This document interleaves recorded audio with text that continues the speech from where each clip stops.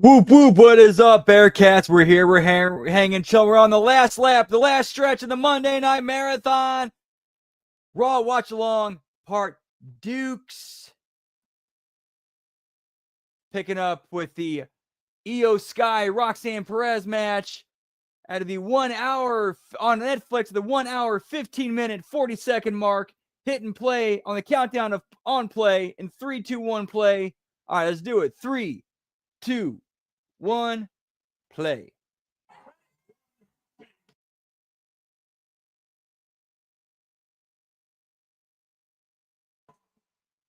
And so heads up, I got some bacon cooking. I gotta take care of here in a minute.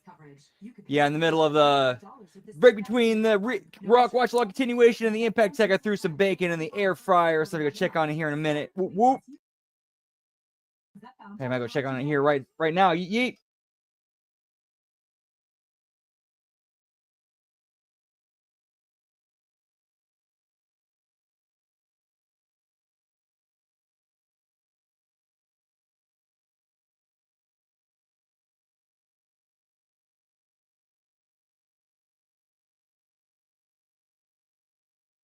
We're in an ad break. What the fuck?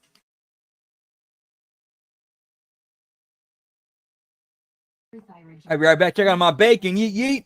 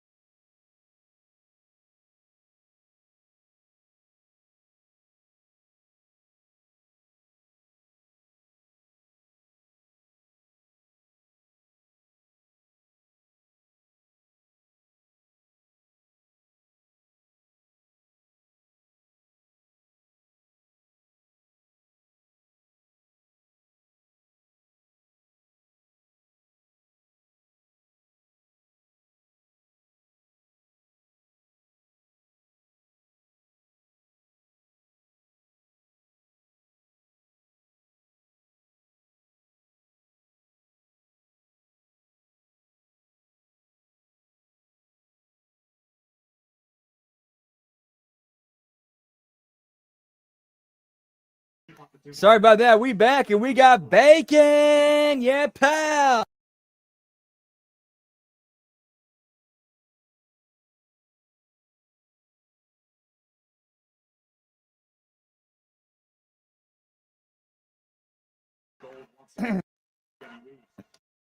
Io Sky.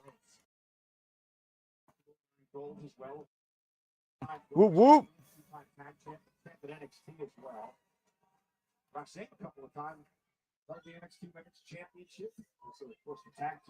And she's also a favorite of Booker T because she came up through his school. Whoop whoop.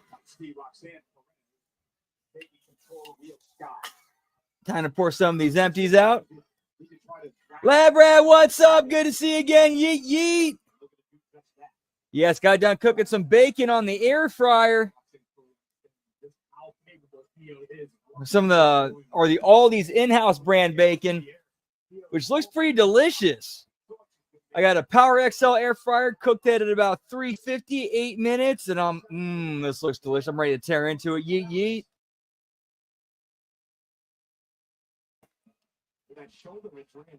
Again, a kick out. Roxanne's did it pretty well, I think. At the end of the day, it's like Al Davis said.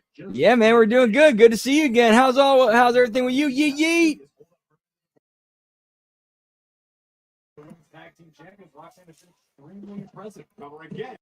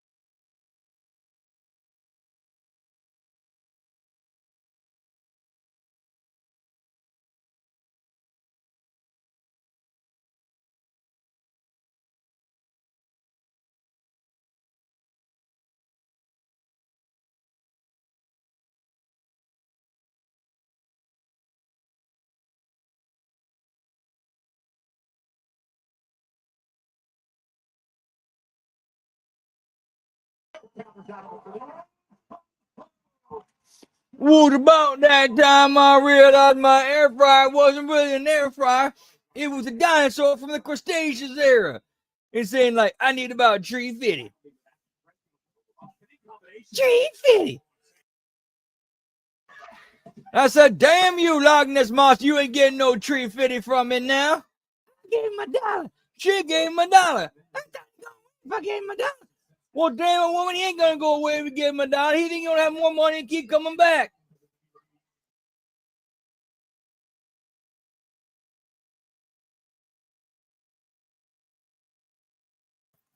Succubus is coming after my baby.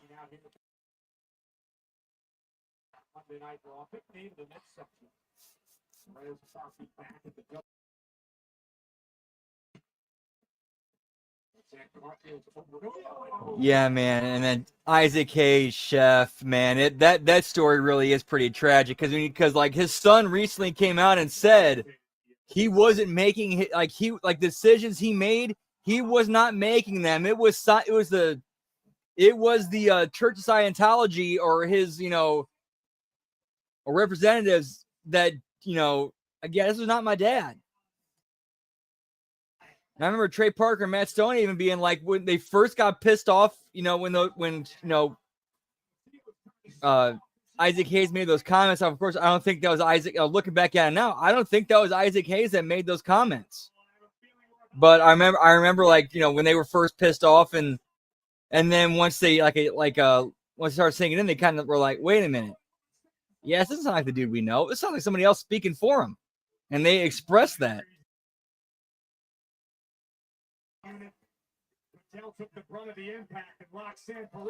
Dude, for real, that is such a timeless, great bit.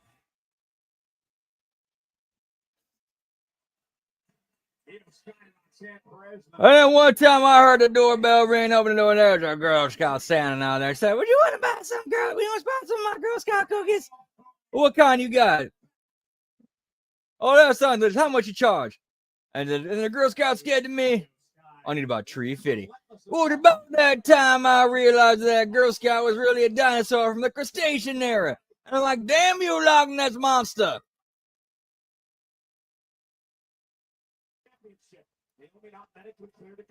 Yeah, for real. Like with everything coming out about Hogan, that does kind of shine a little bit of a light on Isaac Hayes in his final days. Like, who was really pulling the strings there?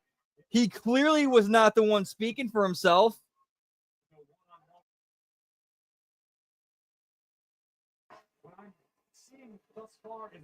It was like the entourage and people around him that were doing all the media and all the talking and whatnot.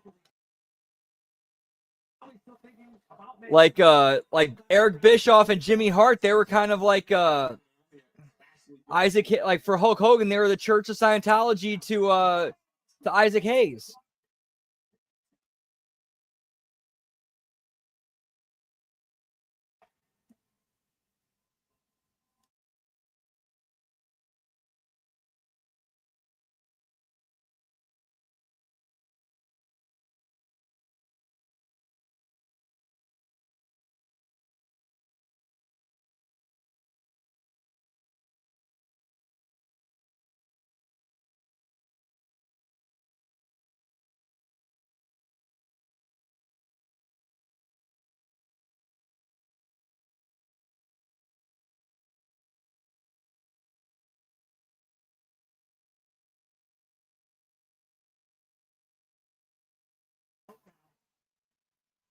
Dude, for real.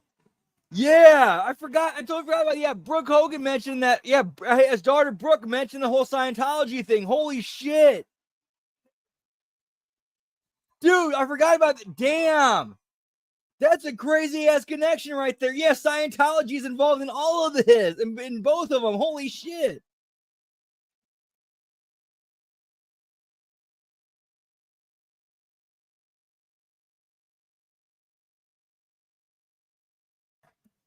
Because talking about the connection between Hulk Hogan and Isaac Hayes through Scientology, that's way more entertaining than this fucking match.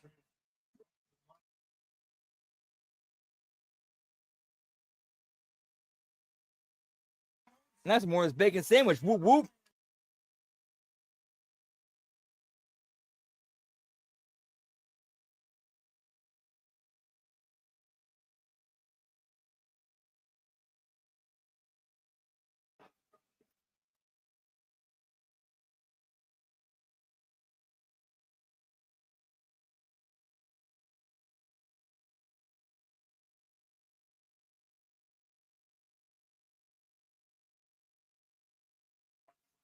One of the problems with Mike and the refs is that Mike can pick up on the wrestlers calling spots.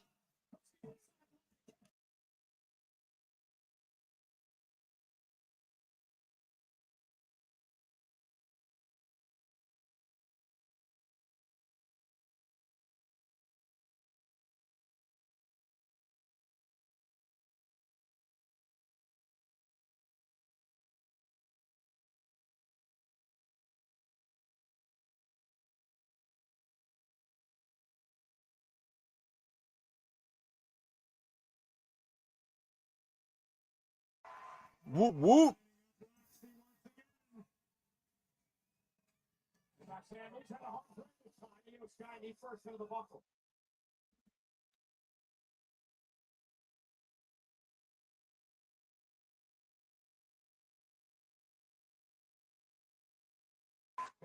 Corey Graves, I think according to George W. Bush, I think the quote is, "A fool me once, shame on me. Fool me twice, well, you ain't gonna fool me again."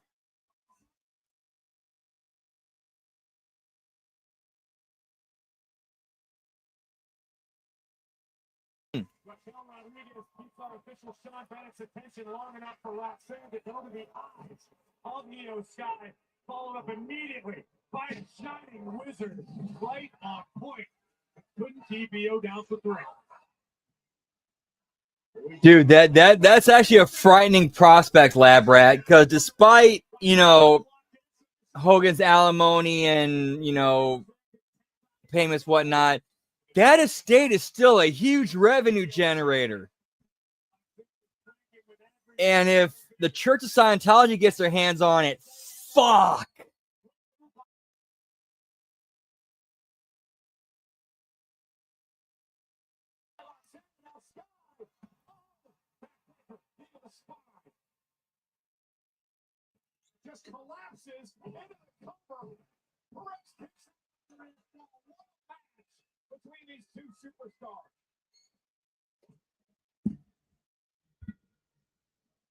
Beyond the exhausted Rio and Roxanne must be feeling almost jumped with a healthy dose of frustration.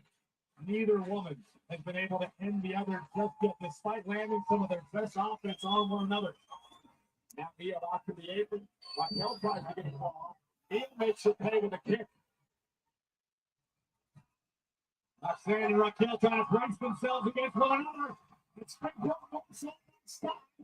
Dude, it's crazy, man. It is crazy with that shit. City is rocking behind the genius of the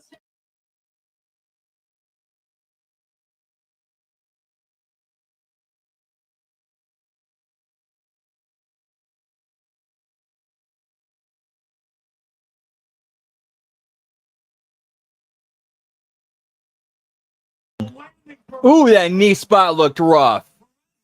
That looked rough. Oof.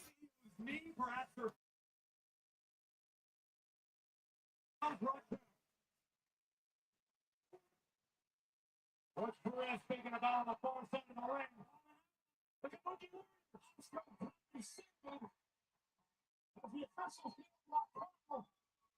Look at the take. Well, listen, they're holding Roxanne Rio Scott. And Io, Roxanne, out of hard to right on. Io with the Kabuki Warriors. Roxanne scoops up Io Scott. Shoulders down. Roxanne with the weapon. Oh, goodness. Yeah, South Park, do your thing, pal. Trey Parker, Matt Stone, get on it. Whoop, whoop. So at the end of this match, we had a thing where it looked like the Kabuki Warriors were holding Roxanne. Io went for a swing. Roxanne ducked. She stopped swing. And then Roxanne pushed Io into her Kabuki Warriors roll up 1, 2, 3.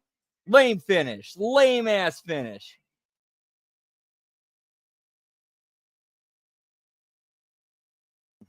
Super lame finish, pal.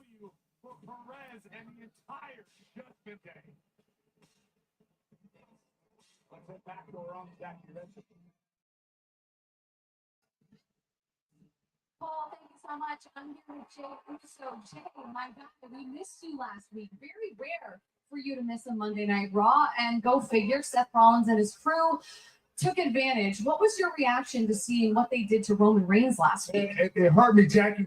All right. I missed the episode of Raw. It hurt me too. I had to handle some family business all the time. But look, I'm back now. Receipts are coming. The Brawl says on notice. Seth freaking Rollins. Special use on notice for the World Heavyweight Championship because I ain't get my rematch. While we're putting everybody on notice, let's just go ahead and think about something real quick. A lot of people are wondering, conspicuous fire absence. A lot of people are saying, man, Jay must really want to get out of that shadow of Romans. And he didn't even show up to make sure that shadow didn't even exist. I don't think that. I don't believe that. But what I am here to let you know is I can respect your aspirations for the World Heavyweight Championship. Everybody wants it, but the line starts behind me, my man. That's cool. LA Knight, whatever line, this line, that line, cross this line. I'm gonna send you back of the line. Oh, TNA reference in Jay's promo. This line, that line, cross this line. A little tension backstage between LA Knight and Jay Uso as I send it back to you, Michael Cole. Oh, thanks a lot. Huge.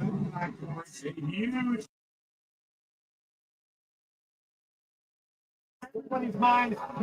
Oh, we got the main event coming up still.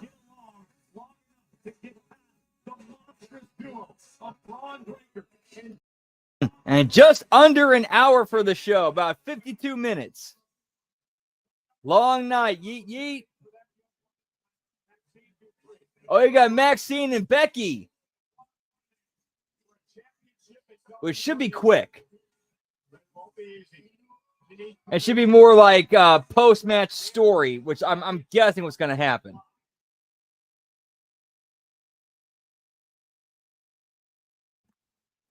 I'm excited about this fabric. I think this is what I'm going to try to use. I like because it's very sparkly. The only thing is that it's see-through. I didn't realize it was see-through. But this is called as we don't know what we're doing, but we're gonna figure it out. Anytime you see me in the arena, gear that I'm wearing, I make. Okay, like okay, this is kind of like unreal stuff I like the story of how Bianca Belair, like, yeah, my ring gear, I make it myself. I mean, let me go through how I do this in the process of that. That's cool shit. That's good shit. And gets her over as a character. I'm sitting across from a girl.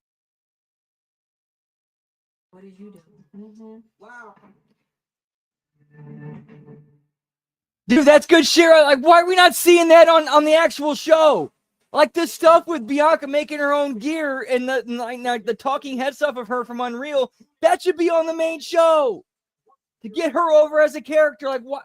How are they dropping the ball on that?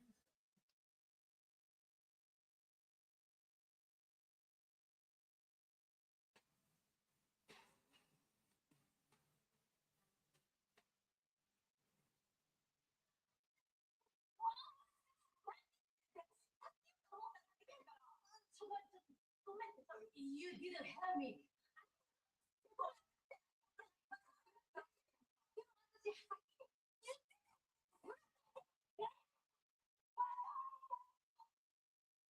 Oh, we're gonna see Io Sky and Asuka going at it. Whoop whoop.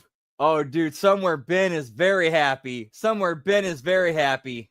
And you got poor Kairi Sane caught in the middle.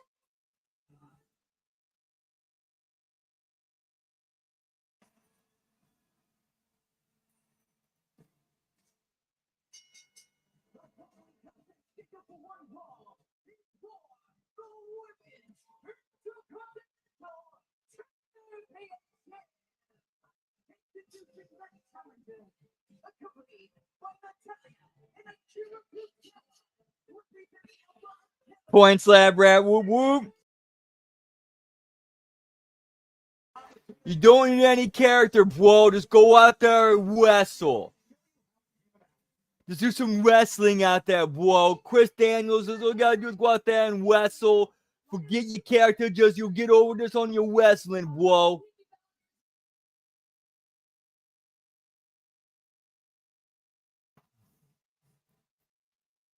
You and I used to be friends, but what you did to Nikki was wrong. How about a match next week, one-on-one? Okay. All right, challenge accepted. I'll see you next week. No, not you. No. Sweet cheeks. Wait, what? And that is how we have arrived at this point. That this match of her career. She's been training very hard over the past number of months. Training in the Hart family dungeon with that woman. Yeah, and it was smart for this match to have Natalya and Tozawa at ringside, because if shit goes south, they can, they can do it, run interference, or do whatever they need to do.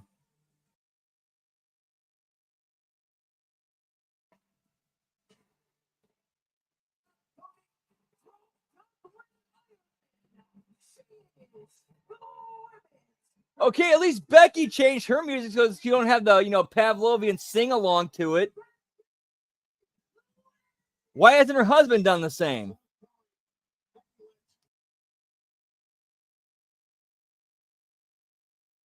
Did you see some of the social media stuff that Becky was sending out last week, including that beach training Bible actually treating this match like a joke? I found it to be highly entertaining. Kind of pack a ball from Smokey Toki. Woo woo.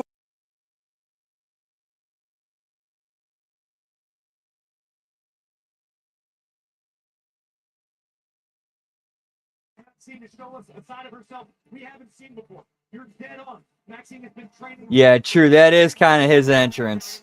He pretty much is his entrance. Oh.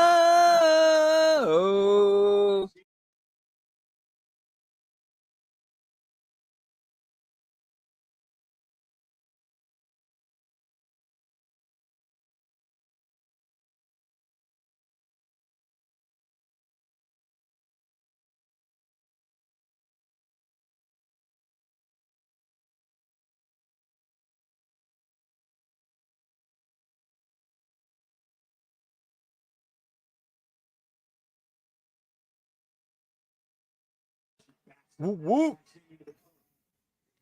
Still got Super Lemon Haze, pal. Yeet, yeet. And I expect to see a lot more out of that from the man. Becky Lynch knows what she's dealing with right now. She's trying.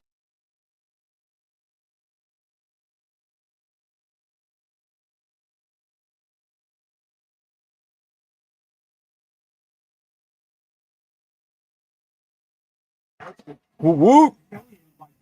Let's get it.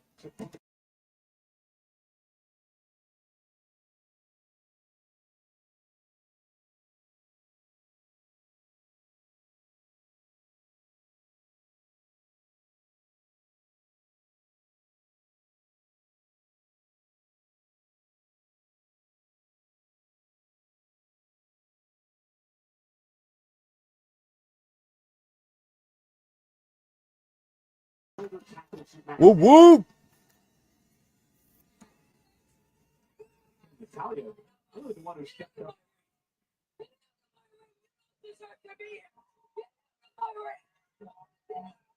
Becky, you invited her.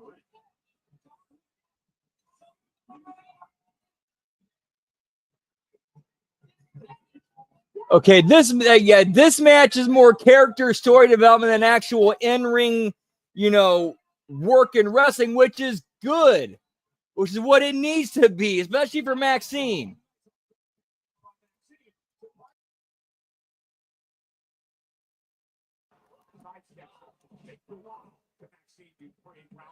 Yet again. I think unfortunately, a little fire under the man. Look at Becky Lynch go. Becky just. You know what? I say this as somebody who lived this experience multiple times. Put it this way, there were times where I went into fights knowing the person was better than me, stronger than me, but it's like, I don't care. I went into the fights knowing I was going to lose, but didn't give a shit because it's like, you're not going to break me. You can beat me, but you ain't going to break me. And that's what this feels like, or at least that's the story they're trying to tell here.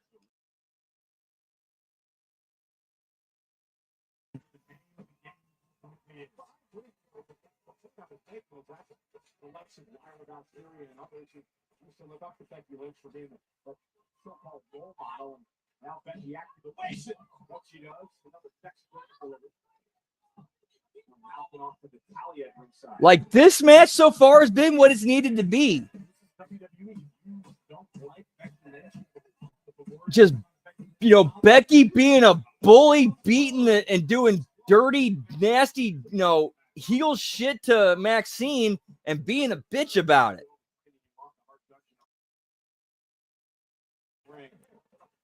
Against the likes of Becky Lynch. It's a completely different world. Once you experience the reality of the situation as Maxine is about to.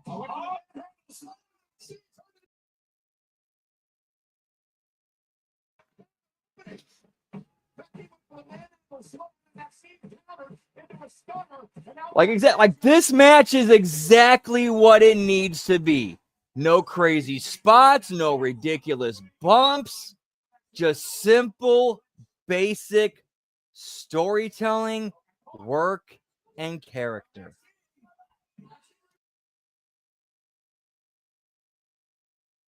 And guess what? The crowd is with it. They're into it.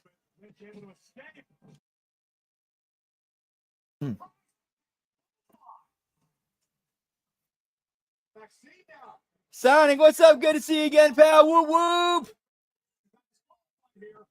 Hope all is still well with you, pal. Yeet, yeet.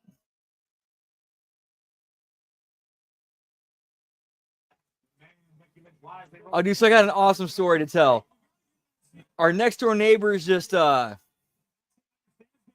got these new puppies from the same litter, a brother and a sister. Like these, what is it? Like these blue, I forgot the official name, blue something, like 8 weeks old. Oh my gosh, these are the most like adorable, sweet puppies.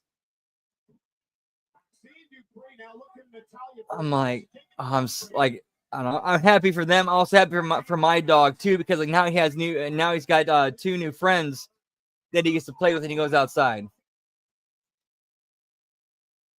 Well, if they're out there when he goes outside, I should say.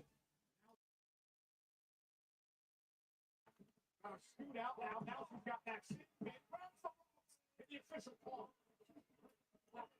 Maxine with a steal of win here. Becky in 2. Now Becky. Dude, who booked this? This match was actually done really well. Whoever agent tender booked this match, I thought they did a pretty good job. Like they hid all of Maxine's weaknesses and made her kind of look good because and nobody in their right mind thought that Maxine was going to go over on Becky Lynch, but at least they made her look good in defeat. And they didn't expose her weaknesses.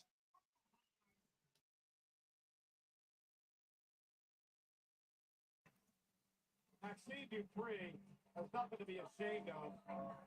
Very game after tonight.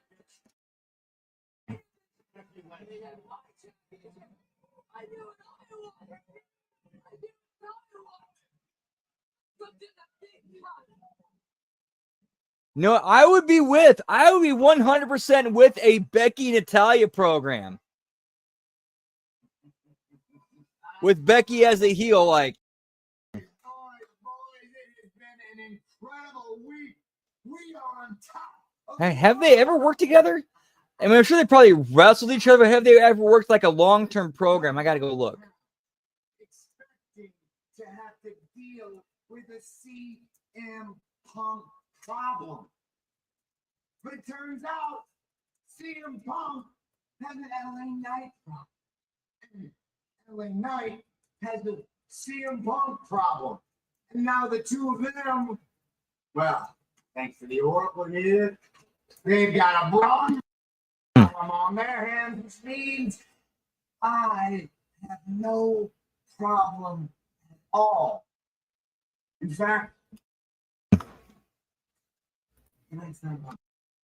All right, so according to the data I'm looking at, yes, they have, but it's not really. It's basic wrestling stuff that you could use as a backstory and foundation to make this a little bit more personal and build more story upon it.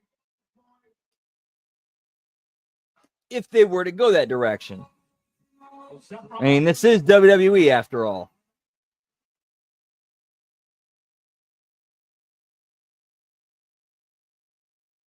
Whoop, whoop. Now it's time for the main event.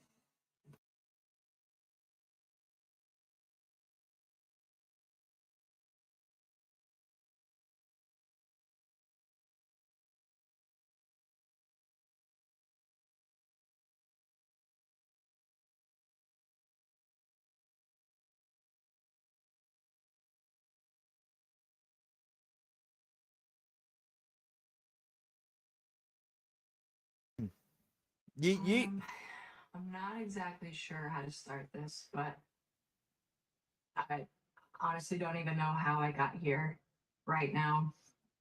So we got a talking head like a reality TV talking head confessional with Bailey going on right here. And I've never felt the way I feel.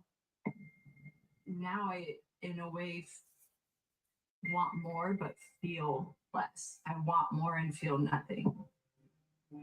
I think it's my fault. I think in my process of my whole career, the role model it meant something before I even called myself that.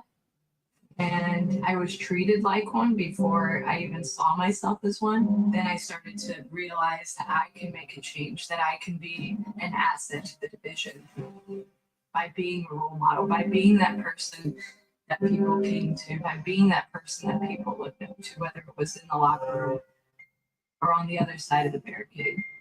And now I'm here myself. By myself. And I feel everything leading up to where I am right now. This might be the best Bailey promo I've ever heard, and it's probably because it's in a produced vignette, not a live promo. In this last year, I can't remember the last time that I felt proud of myself. and it's my fault. It's my fault.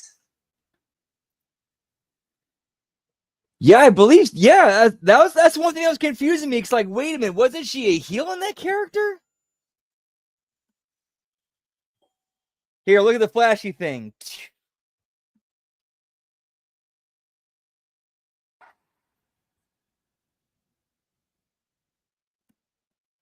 I'm backstage with Lyra. Lyra, we just witnessed a very vulnerable Bailey talking about how she feels completely alone. I mean, you guys used to be friends. After your confrontation last week, how does it feel for you to see her like that? I hope she's okay. I had no idea. How could I have known? She shut me out. How could I know? That's nothing to do with me. About what I said to her last week. I mean, right? Like, I didn't. No, I mean, I stand exactly by what I said last week. She is the reason that I can't challenge for the Intercontinental title anymore. The title that meant the world to me. I can't challenge Becky again for that title. I meant what I said. We need to go our separate ways. I don't know what's going on with her, but it's not my fault. Okay, so it looks like, if I had to guess, it looks like Lyra Velcro is definitely being the one turning heel out of this. You ever see a Lyra Velcro heel turn and feuding with Bailey? At least that's what I'm getting out of this. But yeah, it is pretty bad. Who less promised a title match?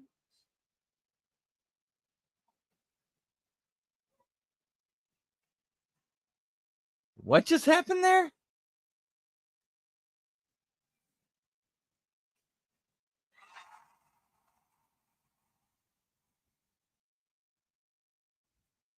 I'm sorry. I mean, I was looking forward to you facing Naomi as well, but instead. I know.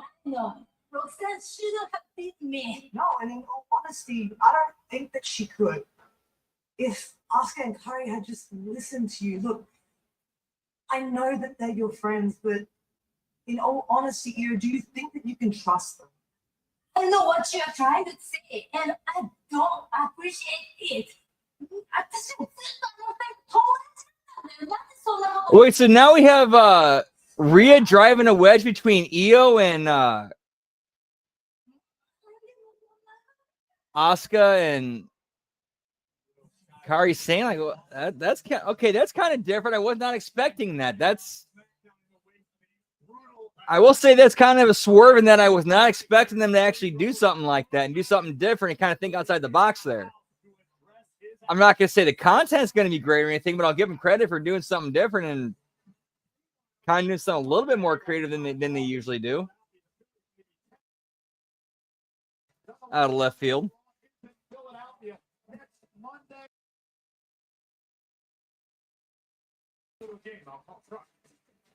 Philadelphia, get me Delco Joe. Yeet yeet. Night, yeah.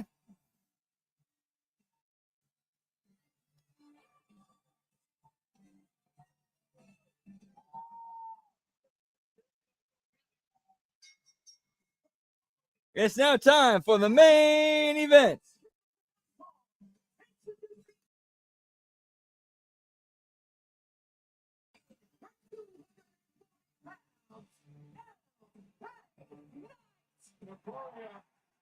LA Knight had a very interesting exchange.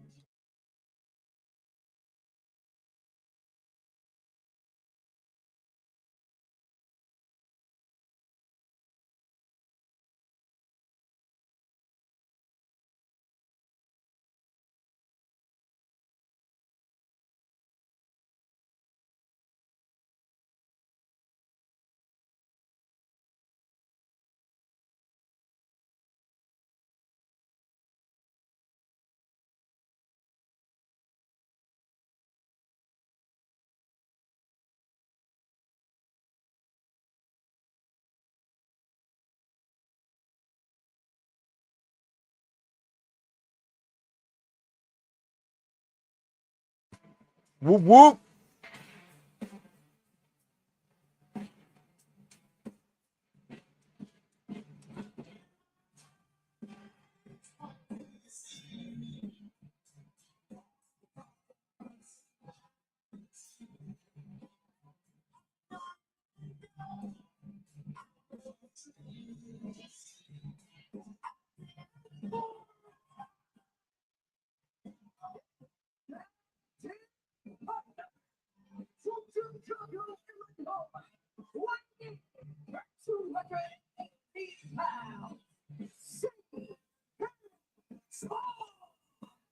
I understand some perspective in LA Knight. Let's say, got turn up fan. Yeet, yeet.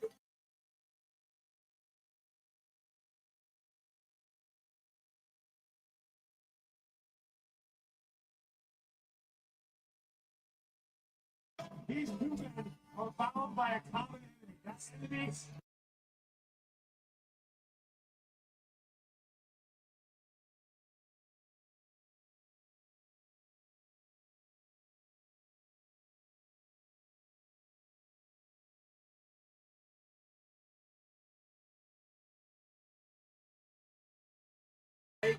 Wait, so is LA Knight on Raw now? Unless I missed something. When was the last time we saw him on SmackDown? Like a month? Like a month? But he's been on Raw a lot.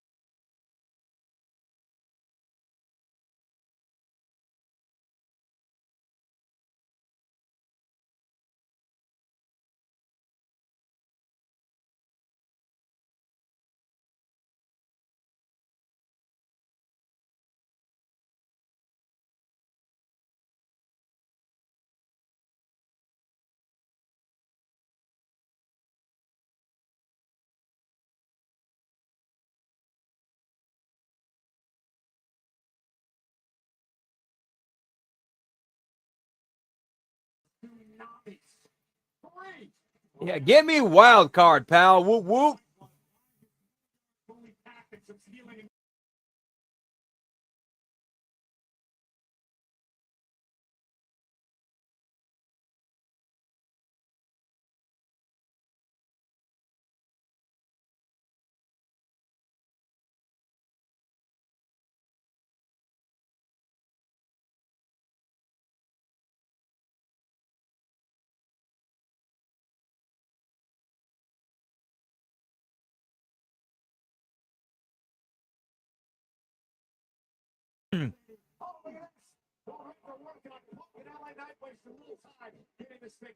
Loyalty pays dividends. Bronson Reed, Braun Breaker living the high life now because they're willing to put in the work on behalf of themselves and Seth freaking Rollins. We heard from Bronson Reed earlier tonight. He earned Seth's respect by taking out Seth.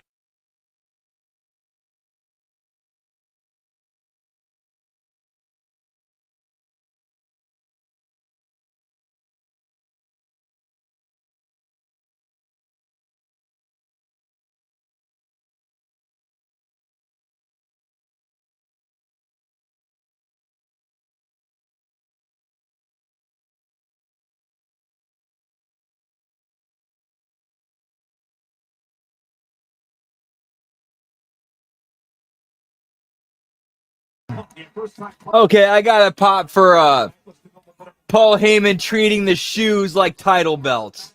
I got a pop for that.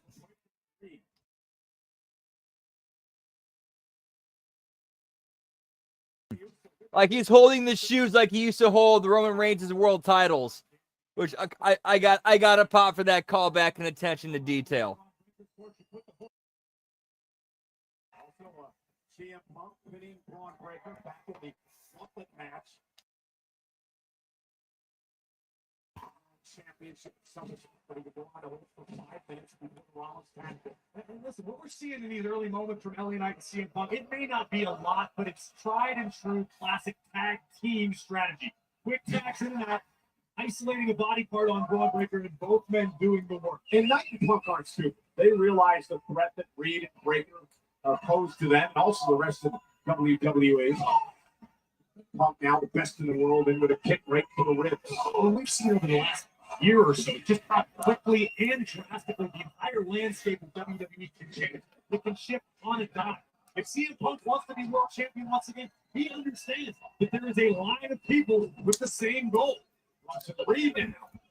Punk tries to top rope, and that's 330 pounds that you're trying to get out of the ring. Knight now with attack. Smart move by LA Knight. Let's work together. Here we go. Well, LA Knight can't do it on his own. The bicycle's off. And Reigns up over the top. Like that double team spot. That was actually done really well. Like that's how, like when you talk about storytelling in the match, that's how it's done. You have that whole thing of what's built up going into the match. Punk and LA Knight, they don't like each other, but they have the same enemies, and they're forced into a situation where they're forced to team against their mutual enemy. And they built to this spot where they, they're forced, where they kind of realize, okay, we have to work together. And then they do the double clothesline spot to Bronson Reed to knock him to the outside. They took the fight to Reigns and Jey Uso, and if it wasn't for Roman taking the bullet for his cousin Jey, breaking up and Reed, they walked out of there with a victory. It was a great performance by those two. They got a bit over themselves. And let's be honest, if you look at the record books and the L next to your name, Roman Reigns and Jey Uso, two of the best to ever do it. And there's really no reason. I will say, even though these matches are long as fuck, at least in WWE, I'll say the top guys, they at least know how to build and structure the matches to where they're part of the story. They're like the action scene of a story that they're trying to tell.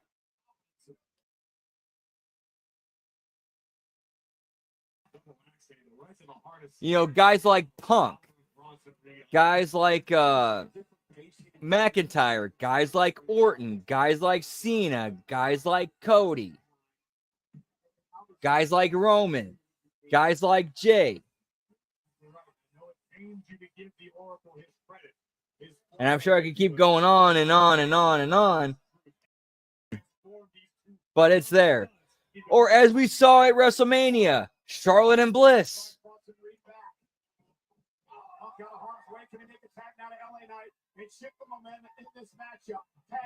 Naomi.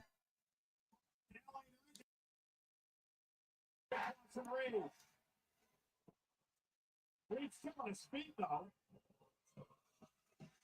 Still on his feet somehow. And I thought that was going to drop him, and it didn't. Reed, this is wildly. Right, looking to build momentum.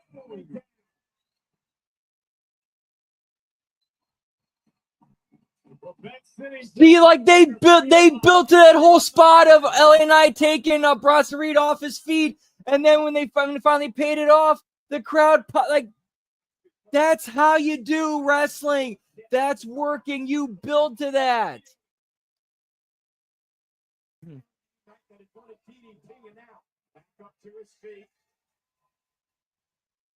Yo, what's up, Logan James? Good to see you again. Yeet yeet. Hey, the possibility is there. The possibility is absolutely there. It's definitely there. We might see that. Who knows? I mean, they got Dominic going over there. They got El Grande Americano going over there. They got Natalya going over there. They got NXT talent going over there.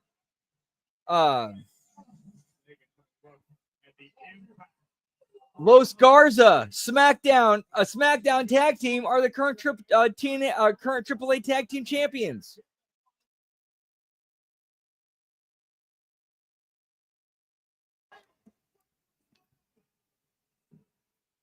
And then plus, like during you have TNA talent appearing on AAA shows.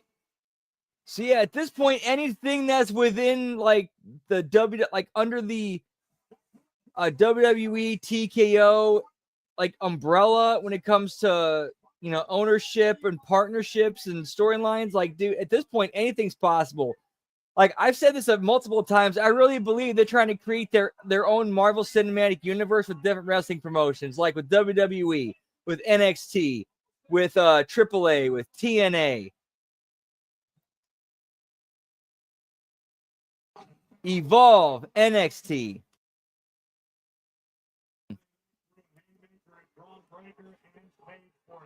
made, here comes Villa. Each and every time you watch Creed and Breaker. Or LFG, sorry. By division. Which has been the vision of Collins and post-man sitting on the announce table. The Paul Heyman. Absolute power and total control. And look at this, making a mockery of the OPC. The tribal thief.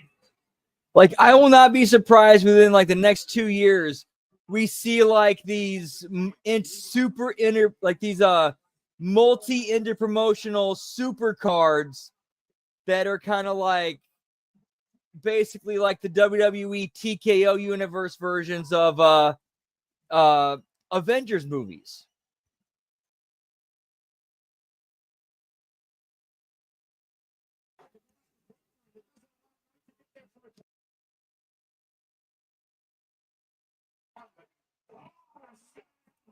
That'll liquefy your insides. What are you going to do? Cover here.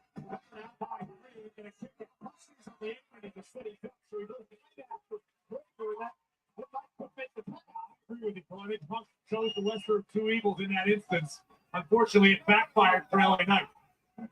What the hell are these two animals thinking now? I think that, Look at this main event. Like, no ridiculous, crazy bumps. Nobody, no ridiculous dives to the outside. Nobody unnecessarily hurting themselves. Just work and storytelling and character.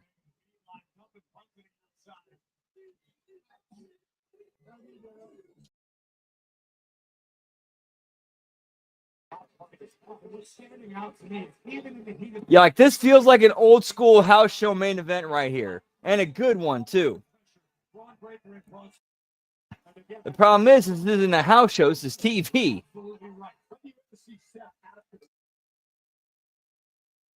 Like for TV, we should get a condensed version of this. But that's not a knock on the performance. That's more of a knock on the writing, booking, and production.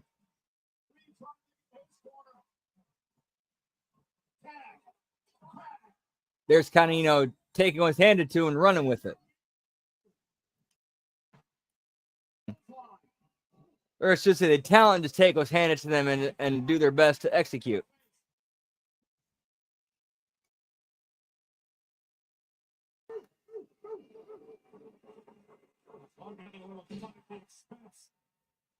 Braun Breaker delivers the suplex to Breaker. And Puck into the bottom with a running high knee.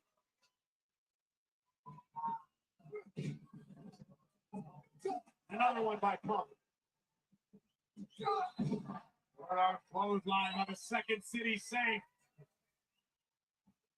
Punk making his way to the top rope, but Frozen Ring.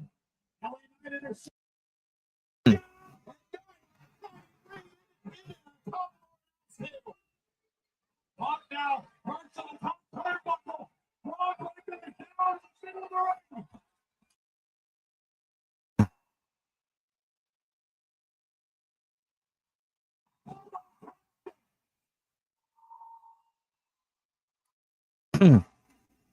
Get me the Punk Joe elbow, pal. Ooh, yeah. Okay, Slim Jim right now. And we got a DQ with the Seth Rollins running.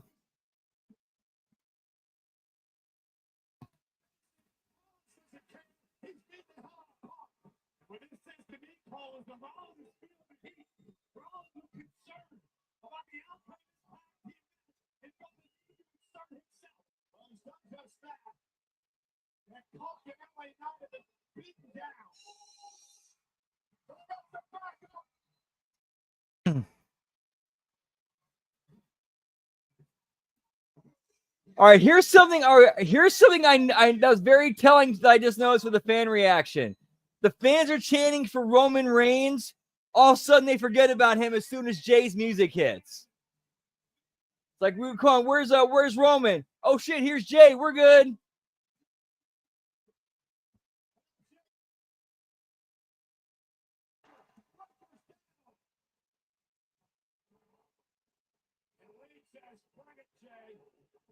You see Rollins standing behind Bronson Reed. finally with a chair, and that was just swatted away by Reed.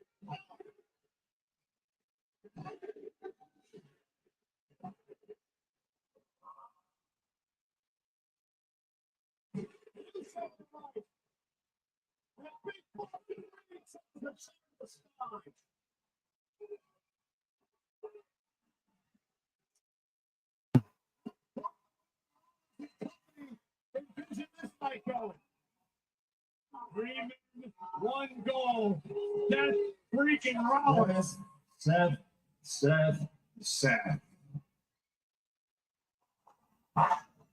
Get me shitty 6, pal. I'd be so angry at you. Think about this, Seth. You're a liar.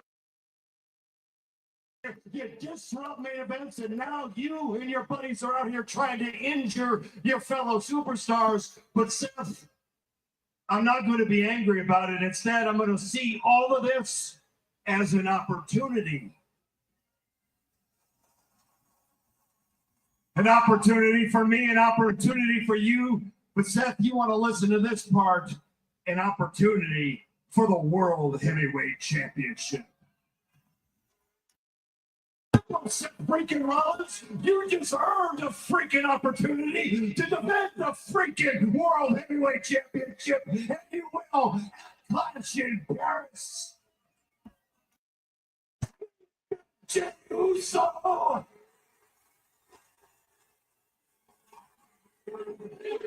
I see what he's doing.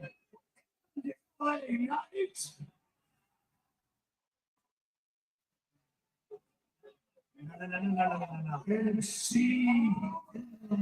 Give me fatal 4-way, pal. CM Punk defending the title against Jey Uso, LA Knight, and CM Punk. Whoop, whoop.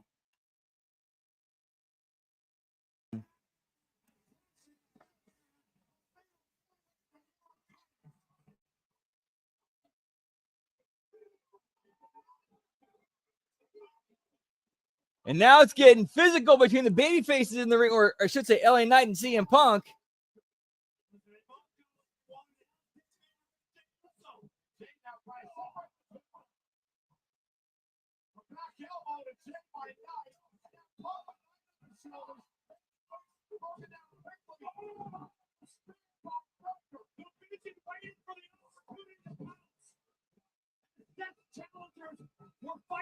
All right, this is actually not a bad way to end Raw.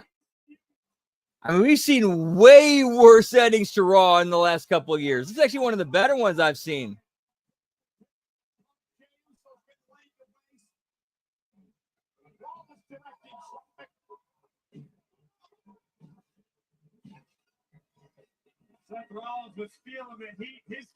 So you got 3 baby faces who don't really like each other and want to, beat the shit out of each other to get the world title.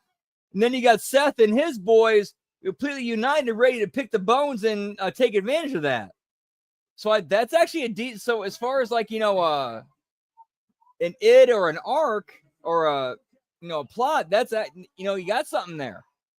Or a foundation for a story, you got something there.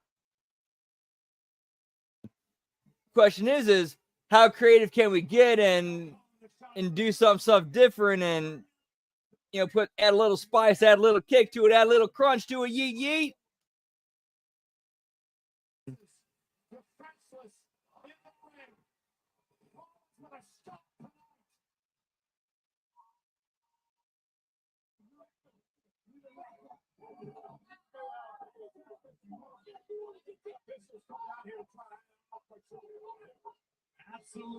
All right, so this is ending with Rollins stomping all the baby faces. I'm with this. I don't mind this at all.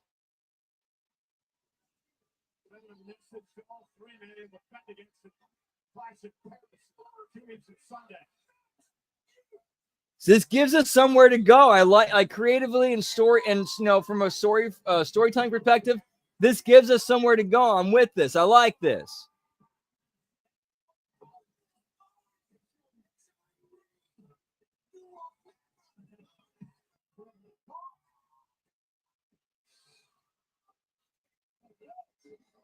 But come on, the obvious money match is when we get to. I'm guessing I would have to imagine WrestleMania. Seth Rollins, CM Punk, World Heavyweight title. CM Punk finally goes over and gets the belt back and gets,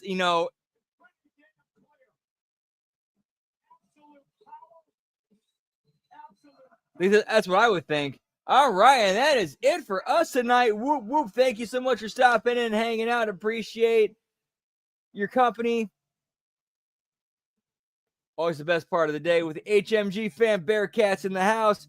Our schedule or as far as let's see, get my plugs in real quick. You can always catch me on Twitter, or as the kids call it these days, the X at LG Brandon Whoop. I'm also on Twitch, twitch.tv/LG Brandon Whoop Whoop, sporadically throughout the week, but guaranteed every Wednesday night after the HMG AEW Dynamite Watch Along and Belt Count, which is every Wednesday night.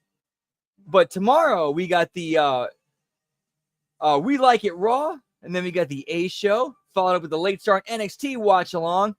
And then Wednesday, we got the Next Level Wrestling Review. We got the Wednesday Locker Room. We got the, again, like at the aforementioned AEW Watch Along and Bell Count Thursday, the Friday Locker Room, the Impact Watch Along and Bell Count. And this Friday, because it's a little bit different, we'll be since Emergence is going to be airing this Friday, we'll be doing a TNA Emergence Watch Along instead of SmackDown Friday night. And then Saturday, we got the Smack Attack. And then Saturday night, AAA, Triple Mania Watch Along. Hope to see you there for that. That should be a fun one. And then next Sunday, we got The Wreckage. And then HMG After Dark doing watch alongs of Trailer Park Boys and Shoresy Season 3. But as far as tonight goes, that is it for us tonight. Thank you so much. Always appreciate getting to hang and chill with you guys. Take care, y'all. Have a great, if you don't get to see on one of those shows or on Twitch, have a great rest of your week. Much love. Yeet, yeet. Take care, y'all.